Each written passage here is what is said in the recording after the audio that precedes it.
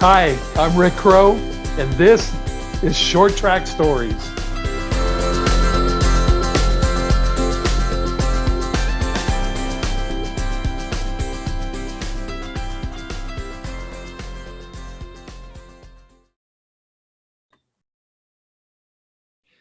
What's up, everybody? Brandon Crow alongside Uncle Rick Crow here in Short Track Stories, episode 7. We've had some great guests: True Cheek, Bill Sedgwick, Todd Bodine, Ron and Lindy Hornaday, Jimmy Insolo. It's been awesome. What a ride so far, Uncle Rick. It's crazy. You know, when we thought about this and thought about doing it, those are guys I didn't even think I could get on, but, offer them a Chick-fil-A gift card or whatever. And here they come. Yeah, so this week we're gonna switch it up a little bit. You know, Short Track Stories. Obviously, we want to continue to showcase the legacy of the West Coast racing scene, but also we want to shed light on what's going on currently with the West Coast racing scene in those short tracks, and we're gonna reach out to a younger crowd. Seth Wise is going to join us. 17 years old. He's already had a couple good wins and some great races under his belt, but he represents the younger generation, and he has ties with his dad, with his grandfather, with the Harvicks up in Bakersfield, and all throughout, the Southern California scene. And it's a really cool interview. He's a really cool kid, very humble, hardworking. And Uncle Rick, you were impressed by him at a very young age, and you even, so you tracked him down so we can get him on the show. Yeah, I saw him racing some bandoleros at some short tracks around town, and he's just a nice, bubbly, likable kid. And then I happened to be on the spotters tower when he got his first win in the Spears Pro Late Model Series. And I was like, is that the same kid? And guess what? It was the same freaking kid. And he's still a great kid. And I thought, you know what? Let's take a little different direction this week. Let's bring him on. He deserves it. I'd like to see him get a little bit more help from some people and maybe move up the ladder, because I think he's a talented kid. He's going places. No silver spoon, hardworking family out of Bakersfield. I'd like to see him be a success. Excellent. So we enjoyed this interview with Seth Wise. Hope you do too. Please continue to like, follow, subscribe, and share the Short Track Stories that we all love. So sit back, relax, and enjoy the Short Track Stories told to you by Seth Wise. All right, Seth, thank you so much for joining us here on Short Track Stories. First and foremost, I dig in the pad around you, dude. You're 17. You're already in what looks like a penthouse suite. What's the view in the back there? Just nice. It's our backyard back there. It's all dark, but up here in our game room, I have my iRacing simulator, stuff like that. It's kind of the place to hang out up here. It's pretty cool. Wow. And home for you is Bakersfield. Is that right? Yep, Bakersfield, California. Right. That's awesome, man. So I will go ahead and start things off here. I am jealous, first and foremost, of your beautiful locks. So does the long hair help you with racing? Everybody's telling me it slows me down. It adds weight to the car. So I don't know. There's Noah Gregson was rocking it there for a minute, but nobody we raced with really rocked it. So I'm not too sure. Maybe if I were to cut it off, we'd pick up a few tenths, but I don't know. I'm kind of liking it. That's awesome. So I think it looks cool. I think it looks great. I know you're only 17, but you've already had a lot of success in your career. We'll get to those milestones, but take us back to what are your first memories of racing? How did you get into it? What drew you into it? I kind of come from a racing family, and not really my dad's side, but my mom's side of family, my grandpa, they were really big into it back in Mesa Marin. My grandpa, Bob Sullivan, and his dad, Jim Sullivan, were always into racing. And, I didn't really grow up around it. I was kind of brought into it late. Everybody was done racing. And I was doing soccer, baseball, and football all at the exact same time for a couple of years, from about when I was 5 or 6 till about I was 9. And one night, my dad out at the Bakersfield Speedway, the Okie Bowl, my dad wanted to just go out with some buddies, and he decided to bring me along. And that was my first ever time seeing it. And, it was kind of cool. They had this class called the Mini Dwarfs. They're like little cars, Honda GX200 motors, not special, but there were like 30, 40 of them. They're a big car count. And I liked watching those. And then seeing the kids hop out afterwards really struck me. Like, I was like, man, that'd be really cool to try, And we didn't really think much of it. We were hanging out for the rest of the night. Big mid events came on, and then this guy, his name was Bobby Hogue. Actually, he's the number 2 modified, and he won the big modified race that night. And I ran up to the fence and was just watching his interview. And he came up to the fence, gave me his big feature win trophy.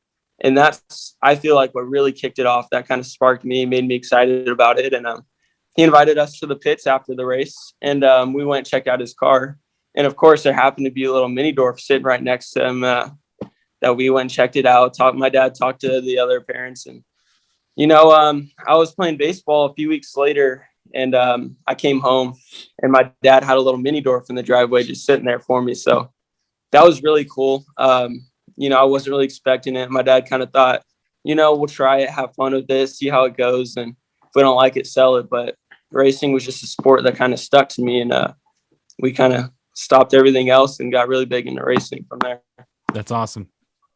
I saw the video of you getting that mini Dorf, Seth, and you kind of had to cram yourself into it, but you told your dad you fit just fine. But I guarantee you, after the video went off, there was some adjustment on the steering column or something, because your knees were pretty high. And so you no recollection of Mesa Marin. You weren't old enough yet, huh?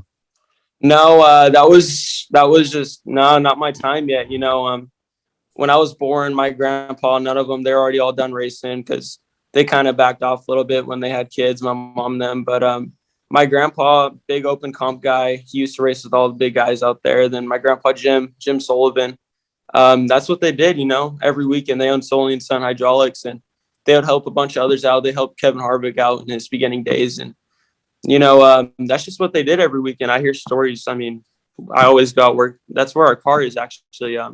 We don't have a shop at our house. So we keep it out of my grandpa Bob's, and he's really the head mechanic. He does everything behind the scenes on it, repairs. I'm always there after school helping, and, just late nights. I hear a lot of stories about that. Mason Moran, my grandpa, Jim Sullivan, how they all used to do it. And, it was different back then. It was really cool. I wish I was around for it. But that's what really got it kicked off in our family. I feel like my grandpa Jim, my grandpa Bob, and then my mom actually hopped in a car for a race. She only did one race, and she won it. And she said, that's it. So At she Mesa? did one race. I believe it was Mason Marin. I could be wrong. I know it was one of her cousin's cars. Let's just go with Mesa Marin and make your mom a badass. Like Mesa Marin. She just jumped in it, It's perfect. I mean, my grandpa, the whole family's one there. So I'm sure I remember their name. I remember the name when I raced up at Mesa. I remember that. Never met them, but I remember that name, and that those were the the golden age of racing back then. So other than your grandpa and your family, and I know who you're going to say, the GOAT. I think he's the GOAT, and I've been around a long time. But who are some of the older guys that you look up to in racing? First off, I got to give it to Derek Thorne. I mean, that's the main guy I've always looked up to him. Just ever since I was racing mini Dorfs. One time, it was my second race out there in the blue mini Dorf, and I saw him. He was just out there watching practice go on, and I was nervous as could be, but I've always wanted to meet him. And I walked up to him. We talked to him a little bit. He's the coolest guy. And ever since then, I mean, he's just absolutely one of the best. I've always looked up to him. I've gotten to work with him quite a bit. And, just the amount of knowledge that guy has, it's crazy. He's definitely one of the big guys. Derek Thorne, I mean, yeah, that's probably got to be the biggest one. That's who I look up to. I've been around a long time. Saugus in the 60s. Been to, all the West Coast tracks with Tour and West, and my modified series and my super late model. And Derek Thorne is hands down the GOAT on the West Coast ever.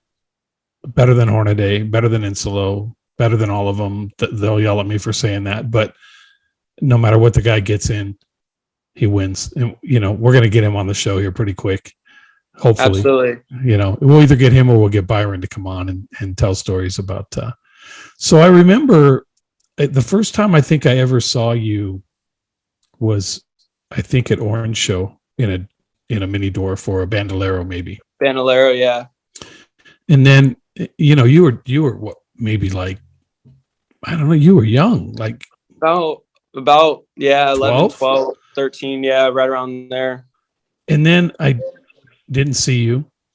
And I went up to Kern County and was up on the spotters tower spotting for a driver in your race. And you freaking won the race. Mm-hmm. And I was like, that's that same freaking kid, because he was from Bakersfield that was just in like a bandolero a couple of to me it was like 2 weeks ago, right? Yeah, exactly. I was like, wow. Yeah, we started out when we were running bando. I mean, we were running everywhere we could. My dad and our family's been really big. We're not really, it's awesome to have, and we really want them, but we're not looking for wins or championships. So we always try to go to new tracks like that, to Orange Show, because wherever the competition is where my dad wanted me to be. Because his big thing is you're never gonna learn or get any better if you're just, running around by yourself. So we always wanted to go to competition, rather we got lapped or if we lost, no matter what, we always tried to learn from it. And that's what really, I feel like, made us a lot better going to different tracks. Like when we were running Orange Show that year, I think we ran when we calculated it up, that year was a big one for us. We ran 40 weekends out of the year, bando. I mean, wow. We ran everywhere. We ran Willow Springs, Kern County Raceway, Orange Show, Madera, Irwindale, small track, Vegas. I mean, everywhere we could is, and that was a big thing. Like you said, Orange Show, that was a really fun track. We loved there. We really, really want to get back there and try it in the late model. That'd be really cool. They have a lot of good guys, like Kyle Meyer, people like them. So that'd be really cool to get back down there. It was Orange Show is a great little track. I won the West Coast late model shootout there, I think in 96, 100 lapper. And it's a good little flat bump and grind track. Irwindale small track is a good track too. I raced there and won the championship on that track, I think in 2011 or something. But you guys get cooking pretty good on that track. It's just pedal to the metal, go. Yeah, definitely on that little smaller window track. It's kind of different. Our first time there, I mean, we've done pretty well for the most part when we go there. We haven't run there too many times. I think 2 or 3 times this year on the small track. But it's definitely different for setup. I mean, once you get that figured out, it's definitely a blast. But that's one of the first tracks I've really learned. You have to have a really good line and just your driving style. It's what really fits you for that track. You got to be really easy because, I mean, you've raced it. It's kind of like Orange Show, pedal to metal, bump and grind. You got to be smooth. It's a flat track. You got to dirt track a little bit. And definitely a blast. I mean, we had a good time. We'll be back there for our next race here in a few weeks. But also at Irwindale, I really love that big track. Only been there once in my life when we raced it, the big 15,000 win this year. We had a blast in that one. I was at that race as well. I think you guys put on a good show on the small track. Mm-hmm. It's funny because a lot of guys think you have to stay on the inside there, but there is some banking there and you can go around the outside. But the big thing about the big track is it's a momentum track, and it was hard for me coming from like short tracks where you drive it in deep. And then, guys were telling me you have to back off, before the pit and, exit on the big mm-hmm. track. And you're like, that just doesn't make sense. But then you get on the gas so much sooner. So have you had your pro late on the big track yet? Yeah, one time this year. And it's the only time I've ever run that track. It was the big 15,000 win this year, the first race for the SRL this year for the championship and everything. We ran there. Dylan Capello won. I mean, we had an absolute blast out there. We started 13th, and by the halfway break, we were up to 3rd. And I was on the bumpers at Capello and Huddleston. And honestly, I think this year that's been the funnest race for me. Just getting a battle with those guys. And we got around Huddleston. We were in 2nd, and it was kind of a bummer. We were chasing down Capello. I was really, really thinking about that 15 grand and that win. That'd be awesome for our first time there. And we were doing pretty good. The car was hooked up. It was about 15, 20 laps to go. We were catching them about 10th and a half per lap, and we were doing pretty good. And then I decided to get on it a little bit too soon coming out of 1 and 2 and knock the wall a little bit. So that kind of ended our night, but we still came out with 3rd there. And we definitely learned a lot from that one, car setup wise. And that's what's great about the SRL Tour right now. I mean, we go to that track and we learn a lot of things about the car, what it likes for those bigger tracks. We take it we tried on these other tracks, and it's helping a bunch too. And that's a big track. We really had a good time there. Then we went from there, and we took our notes. We took it to Kern, and then we won that race. That was a really fun one. That was a good one. And then that Irwindale, both tracks, I think they got to be in the top 3 for me. And Kern I think it's faster and a little more technical than Irwindale. Irwindale, for me, seemed to sweep a little bit more, and Kern was kind of a little bit more like Mesa Marin, a little more paperclip-ish. Which one do you like better? Which one do you think's faster for you, miles per hour wise? It's hard to say because I won at Kern, so I really love that track. Absolutely. But it's hard to tell because one at Irwindale, you're on the high side, so it feels way faster because on that track, for us anyways, we're driving in and it's totally different than any other track. I'm still full throttle. It's almost the middle of the corner. Then you let off and just let it hook a little bit, rotate, and then you're full throttle right back on it, right next to the wall, probably 2 feet away from it. So it's definitely an adrenaline rush. Super blast running that track.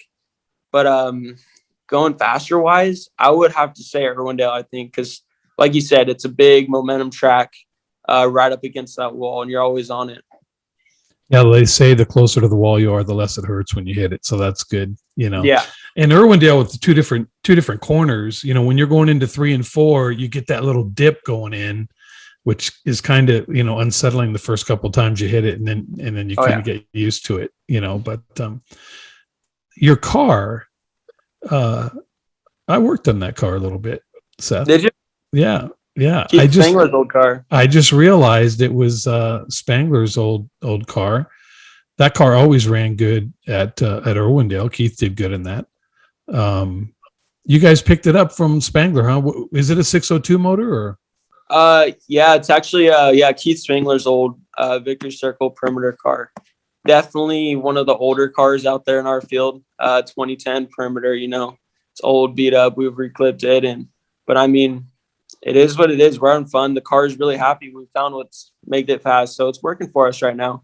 But definitely a good car. We got it from Keith, and we've been making adjustments and finding what really makes the car happy. And I feel like we're going in the right direction right now, and it's doing us pretty well. Seth, I got a couple questions for you, man. Mm-hmm. So first off, you're 17. And I know like a lot of the guests that we've had on this show that have come from, the older generations and everything. And they're telling us stories of how they would, they have families that they were trying to support. They would call in sick for work to go race back in the day, things like that. So walk us through, like, what's it like now as a 17-year-old, racing and trying to really just take off with your career when you're still a teenager? Absolutely. My life, I feel like, revolves around racing. Everything I do, I have racing in the back of my head. Of course, our family, school comes first. You got to get your priorities straight. Got to deal with school. You got to do all that. And then second, if I get all that done, I'm always in the shop trying to help my grandpa get the car right. Always go over it. Look what we can do better. Always just trying to get that grind. Because we're like one of the smaller teams, we don't really have that much resources. We have a lot older car than others. And we're definitely doing our best. School comes first, focus on that. But everything I do, I try to revolve around racing, being in the shop, trying to help out as much as I can. Have you ever been grounded and not able to race by your parents? I have not yet. Grades have came close a few times, but that's just more motivation to keep it going and keep my priorities straight. So do your teachers and your classmates, everybody know like what you're doing and everything like that? When COVID hit, we're all from home, so not many people knew, but it's really cool actually. After this last Kern race this weekend, 2 teachers came up to me, and I guess they were out at my race because Kern County Raceway, it's here in our hometown, and a bunch of friends. A lot of people heard my name out there on the racetrack, and it's pretty awesome to hear that, especially when the teachers like it. Because as a kid, you love it when your teacher loves you. So it makes it really nice. And it's definitely cool to have that support, especially in our hometown. And granted, we've done pretty well here at Kern for our first 2 races this year. We won the first one, which is really exciting. And that's definitely the best, having our hometown in front of us when we race here. I feel like at school that's helped a lot. A lot of friends like it.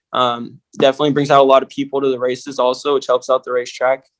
But it's definitely made it pretty fun, and a lot of people look at me a little bit different. And yeah, it's pretty cool. I like it. That's awesome. I guess this next question can be for both you, Seth, and for Uncle Rick, but we'll start with you, Seth. What do you think it is about the area of Bakersfield? What do you think it is about that place that makes it such a hotbed for racing? You know, I don't know. I guess the people around here just have the passion for it, you know.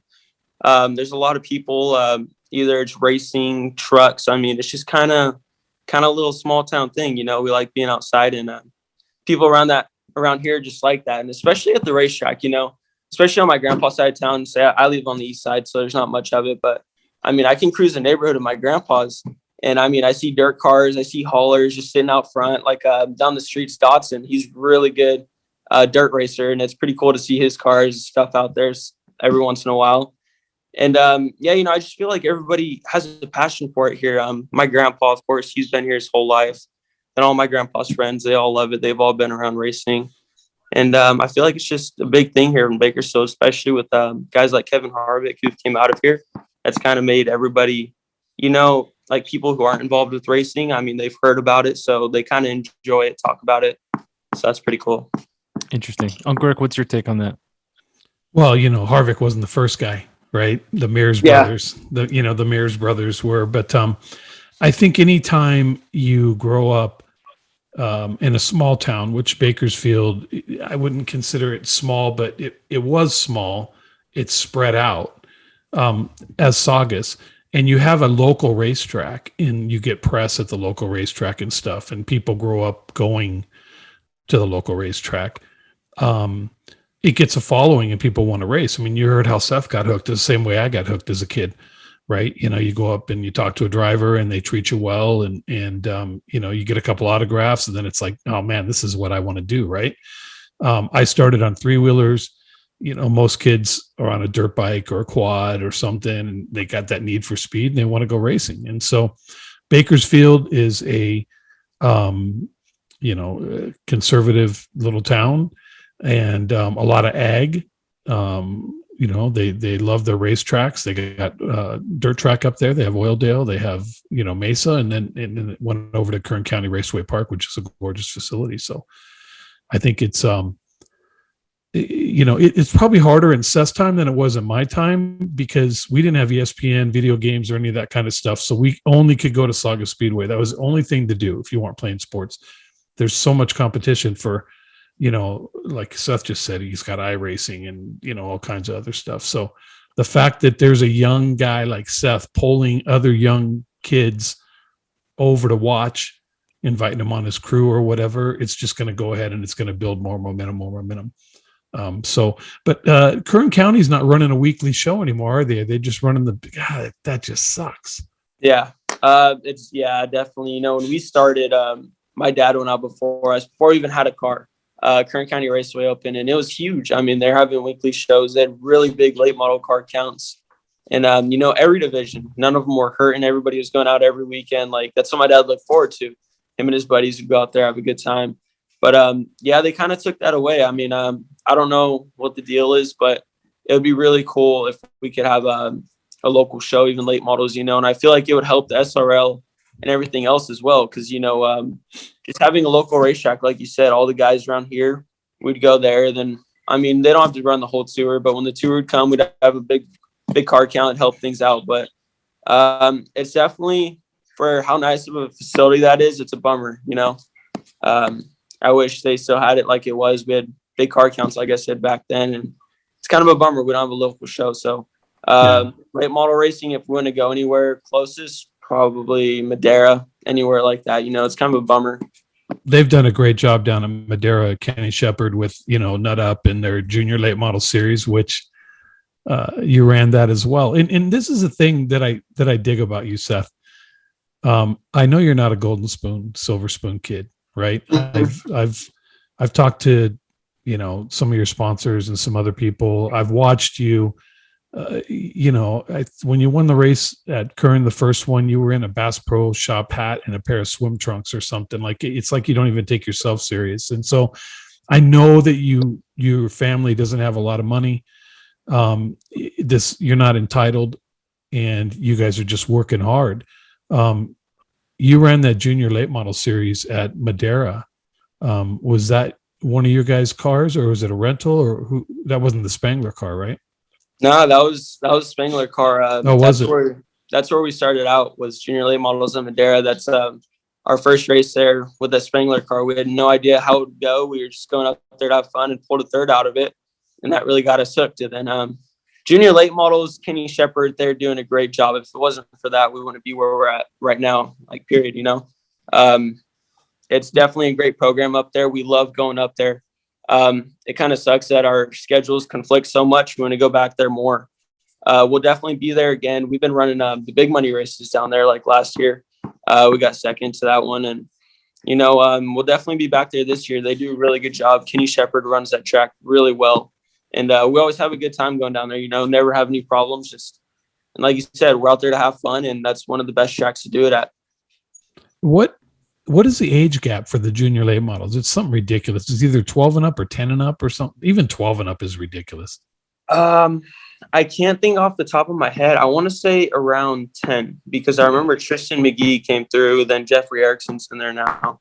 And they're definitely younger. I mean, they don't just allow you in right away. Of course, Kenny Shepard, he'll watch you through a few practices, make sure you're like up to pace, cautious about things, which is really smart. That helps out a lot. But definitely he's pulling in a lot of young drivers, and a lot of them are really good, like Jeffrey Erickson. Definitely really good talent coming through that. Usually Kids that are in that kind of stuff have rich daddies. And I know you don't have a rich daddy. I didn't have a rich daddy either. So, and then I think a lot of these kids and parents, they run out of money, and then the kids kind of disappear, and it's because they don't have it in their heart. They don't have that passion. You're talking about the passion you have for racing. Yeah, absolutely. It's definitely hard on us. Like you said, Spangler car, we bought that. It's an older car, 2010, old perimeter, big heavy car compared to those guys running brand new straight rails every year. So it definitely makes us work a little bit harder. We don't have the resources like they do, the equipment, nothing. So like you said, it's just the passion. I mean, it's what I want to do. It's what my family loves doing. We put every bit of time and money we have into it. And we race a little bit differently.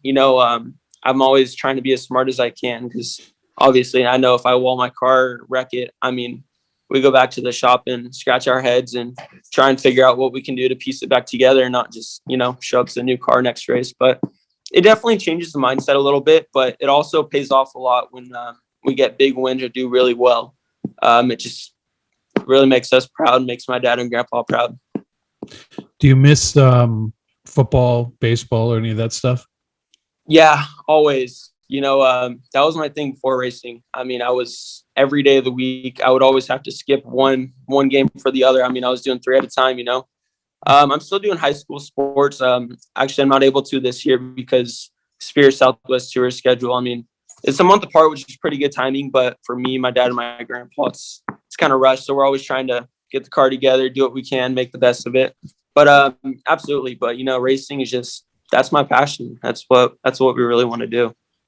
Yeah, it's hard to play sports and race, and I didn't start till after high school. But my boys both wanted to race, and I told them they could race after college. And but it's got to be a little bit of a void for a kid like you, because I'm sure all your buddies are playing baseball and they're playing football and everything, and you just can't pull it off and be a successful. You certainly can't run a tour like the Spears Tour and play high school sports. Well, yeah, absolutely. And that leads into another question I had. Like, how do you stay 17? How do you stay a kid? Obviously you want to progress and grow, but if you hang out with your buddies and they want to go to like a local Boondocks or a K1 or an MB2, like how do you do, like when you race them or anything like that? Yeah, it's definitely a little bit different for me than other kids. I go to school, I get my priorities straight first of all, and every day after school we always hit the gym, which is kind of cool. I get to be with my buddies. We work out every day. always trying to stay in fit because, obviously what we do isn't that easy. So it always helps. But yeah, it's definitely a little bit different. A lot of my buddies want to go out and have fun after school every night, but I gotta be in the shop or working or always trying to get better with racing. So, there's some nights that I get to go have fun, hang out with the buddies, but it's just racing. If it's in our family, if that's what I want to do, that's what I got to do. I got to focus. I got to put my mind to it. And that's where I'm at. That's really what I want to do. So I'm going to put everything I have for it. So say all three of us right now go to like an MB2 or a K1 Speedway. How much of a head start would you give both of us before you feel like you can come and take over? Well, first of all, what do you weigh, Seth? Like $152? 180, 185. Oh, okay, all right. So you got to give us a pretty big head start at 185 in a go-kart, Brandon. You know what that's all about, right? It's all about the weight. I know. That's why I'm asking. Yeah. No, I'd have to give you guys a few pace laps and see where you're at. Then we'll set it. We'll see how it goes. Okay. All right. Now, if we jumped in a couple of Pro Late models, have to do it though. We could jump in a couple of Pro Late models. I wouldn't expect any head start, Seth. Matter of fact, I'd let you start ahead of me. Oh. And I'd give you a couple of old school shots to the back bumper of that Spangler car. I probably welded that on a couple times. We used to share a shop in Canoga Park with Keith and his dad. Oh, really? That's awesome. Rest in peace, Lauren. And so you have siblings too. Are any of them going to? You have a brother in the Navy, right? Yeah. So I have a brother and sister that live with my mom. They actually live up in Orville, and I don't get to see them too often. I go visit them every now and then. They're always at my races. But for that side of the family, my brother, he's doing really well. He loves racing. He's into dirt bike racing. My sister's a little bit younger, but she's always into it. She's always goes and watch my brother dirt bike. She loves coming to watch my races. She's into baseball, soccer, stuff like that. So she's having fun. But my dad's girlfriend's son is actually in the Navy right now. He's I want to say in Japan right now, getting to explore the world, see all the cool spots. Yeah. Are any of them, do you think, going to race on that side? Do they got the bug? Not here at home with me and my dad, not his girlfriend's kids, but I think my brother's going to have something. I know he's always wanted to race a car. But I don't know. They live about 6 hours from here up in Orville, a little bit above Sacramento. They don't have a whole lot up there. They have Lakeport, Ukiah, stuff like that. Then Roseville is about an hour away from them. But his big thing's dirt bikes. He's really, really good at it. He's always out having fun. They live out up there. It's beautiful up north. They live in trees. They can go behind the house and go ride dirt bikes. So, and it's good for him, him and his buddies. That's what they're all into. They go out after school and have a good time. And that's really what they're into. Yeah, it's nice up in as long as you stay inland. I've learned. I used to be a sales guy, and they told me they're going to give me Northern California. I said, I don't want freaking Northern California. But I was an ag tractor sales guy. And so once I realized, if you just stay, east of the 5, you're in good country and there's good stuff going on. You just got to stay out of the big cities up there, Yeah, definitely. As long as, like you said, you stay out of the big populated cities. And I'm sure for you deal with a lot of people. If you're a tractor salesman, you get to deal with all the ag guys, and they're all usually really, really good people, especially here where we're from, down in the valley, Kern County, all the way up to there. Central There's Valley. a lot of good guys. Is the racing community like within, dirt bikes and other racing in Bakersfield, is that pretty tight? Absolutely. Everybody's going to say if you're in racing, there's nothing like a racing family. You can be out at the track, 110 degrees weather. You can have beef with somebody, but at the end of the day, if you're hurting or need any help, they're always going to be the first ones there to help. And, the racing community is definitely like a second family to me, especially all the help we get and everything we've gone over the past few years, racing growing up. A lot of our really good close friends have came from racing, and definitely a family. Even if you split up, stop racing, I feel like we'll always be there for you. I know you mentioned dirt bike. Isn't I believe it's Styles Robertson? Isn't he from your part? Yeah, he's from Bakersfield. I've definitely heard a lot about him. I'm not too super huge in dirt bike racing, but yeah, he's definitely he's from Bakersfield too. He goes to same spot as us. That's cool. So what is it's got to be hard. So Seth, I mean, I started in like a jalopy and then a street stock and then sportsman car, which is what you're driving, super late model, and I went to open wheel modifieds. I find it that the hardest thing for me to understand is the jump that most of you guys have made into the super late model. You know, when I was learning and I wrecked my street stock, I went to pick your part and I got a piece of junk stuff and put on there. But you guys, the super late models, you know, you guys are bump steering them and, you know, all that kind of stuff. And it's not an inexpensive wreck for a kid that's just learning. I haven't seen you tear much equipment up, which is good, but it's got to be, it does weigh on you, I know, when you're paying your own bills. But what's been your favorite track that you've raced at so far? Favorite track this year besides KCRP? Yeah, that one. That one's out of it just because we won there. But favorite track I would say has probably been Roseville or Irwindale. You know, we haven't done the absolute best at Roseville, but that's just a super fun track. You know, you go into 1 and 2. Also Stockton, that's a pretty cool track. My grandpa loved that track because it's so different. You know, you're diving it right to the bottom in 1 and 2, going up to the wall, then you're running the high side in 3 and 4. So it's definitely a different one. It's kind of fun for setup, you know, because it's hard to get the middle for both of those corners. But then like you said, like just coming from a little smaller team, it's a little bit harder. But like you said, it's rewarding. But it's also harder, like you said. If we wreck our stuff, I have to be a little more cautious because we're the ones fixing it, and we don't come from much. So it's definitely a little bit harder. We like to kind of keep away from wrecking the stuff, and you know, if that means we drop a position or two or we don't get the best finish, that's all right with us because you know, at the end of the day, rolling the car in the trailer and learning from that race and then building to try and do better for the next one is really big for us. You know, big money owners like kids like you that don't wreck, I think they'd rather see some consistent top fives and not tearing their stuff up compared to, you know, win in a wreck. And you're definitely in a stacked field. You got the Hitman, right? And is he in the Larry Garcia? Is he in a rental every week, or is that Telford? I believe one of them, 57 car, Telford maybe. Oh, Telford, yeah, Zach Telford. He's running the Garcia car, but Capello, I believe he's running for. I could be wrong, but I believe Dean Kuhn owns that car. Okay, they just built it this year. You're right. I got to meet him this race at Kern. He's a really, really cool guy, and doesn't really get much better. Those guys and Dylan Capello are some of the best. So he's definitely a good program. Kuhn and I battled for a championship at Irwindale in modifieds in 2001.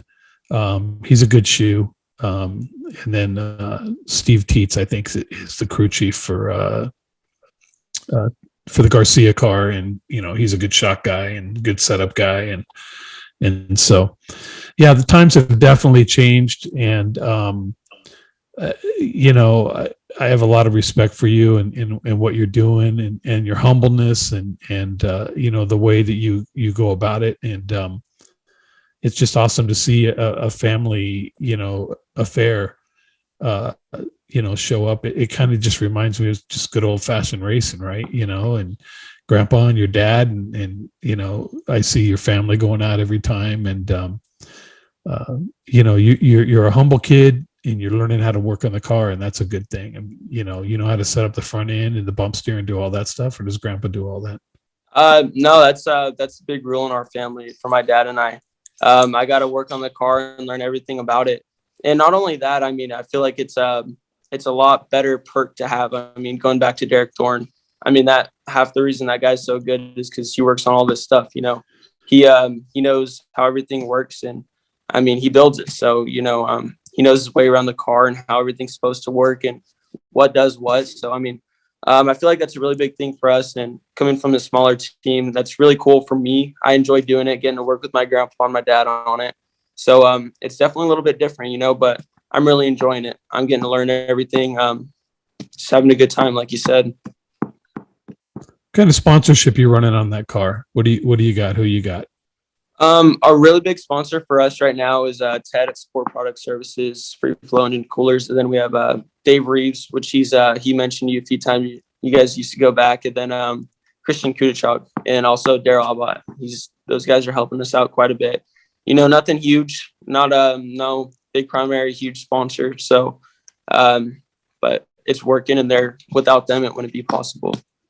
So Seth, you're kind of a fast talker. When you say your sponsors, you have to say it like you're a hillbilly so that everybody understands, right? Like Reeves Automotive, Yeah.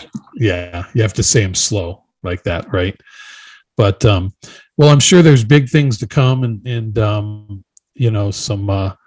some sponsors will drop in your way. Where do you see yourself next year, the year? I mean, what are you looking to do?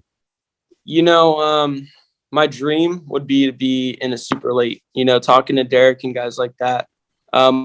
Obviously I want to always make it to NASCAR, ARCA. That would be a really big goal, but the competition level in SRL is just absolutely, it's crazy. That would be a really big goal for me.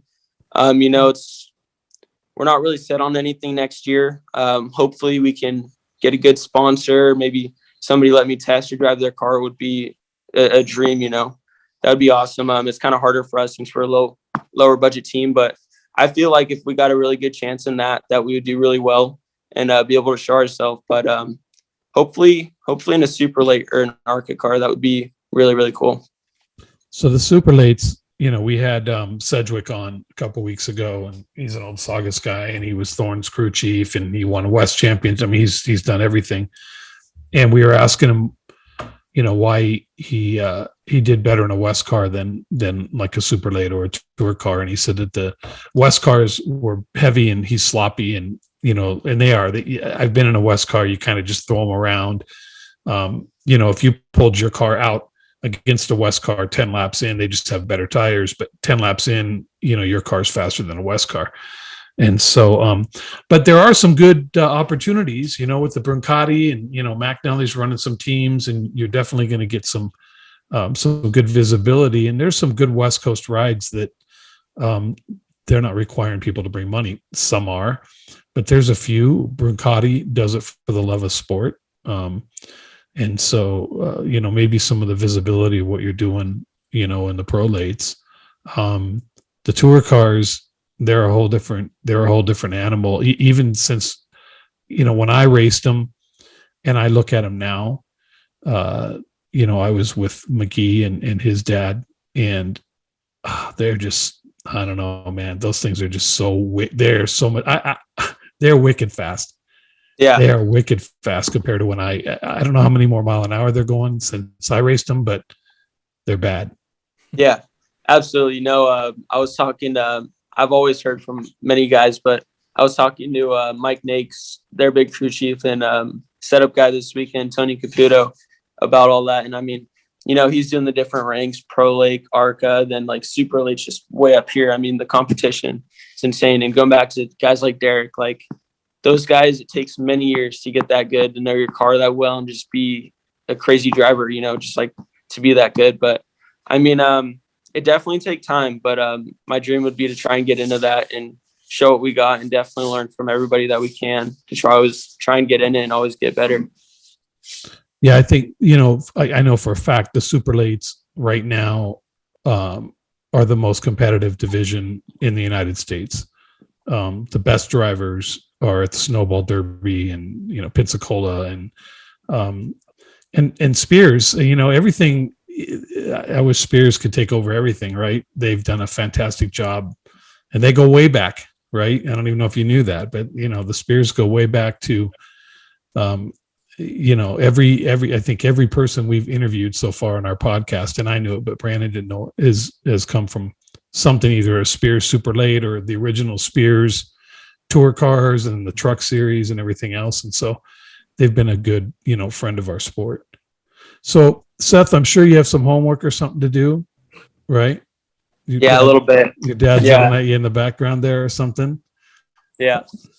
Brandon, you got anything for Seth? One last thing, man, just for everybody out there, how can we follow you? How can we keep tabs on you? Any social media or anything? What can we do to help push your name out there a little bit? Yeah, absolutely.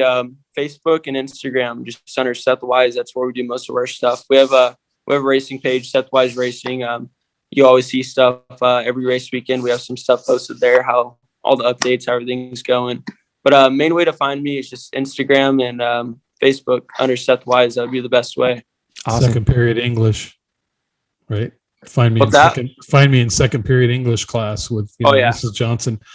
So yep, Seth, there's some teachers out there. They know me now. So yeah. Cool. It's been a joy. I appreciate you coming on. You're way out of what we've been doing, and I told Brandon I really want to talk to this kid. I want to go in a little different direction, and I think you're going to do big things. And then we're going to look back and say, hey, remember when we had Seth Weiss on our podcast? Stay humble, and tell your dad and your grandpa that I appreciate what they're doing with you and our sport, and just keep doing what you're doing. It'll all fall into place, and good people get good things that come their way. And I'm proud of you, and I appreciate you coming on. And I'll come chat with you when you guys are going to come to Vegas pretty soon, probably, right? Yeah, absolutely. We'll be there, and I appreciate it. It was a blast being on, and hopefully we can do it again soon. I appreciate you guys, talking to you guys, and we had a good time. Okay, Good appreciate stuff. you, Seth. Best of luck, Seth. Awesome. Thank you. Later, man. Have a good one. You too.